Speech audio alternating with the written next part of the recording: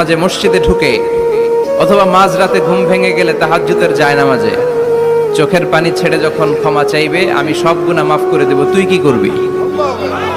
চিৎকার করে পড়েন আল্লাহু আকবার।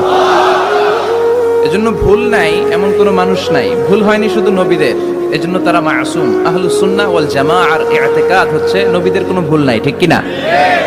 ছোটখাটো যে ব্যাপারগুলো ঘটেছিল সেগুলো আল্লাহ অবশিষ্ট থাকতে দেননি, সেগুলোকে আল্লাহ ঠিক করে দিয়েছেন। চিৎকার করে পড়েন সুবহানাল্লাহ। মানুষ ভুলের ঊর্ধ্বে নয়। কুল্লুকুম খাত্তা, তোমরা সবাই ভুল করো।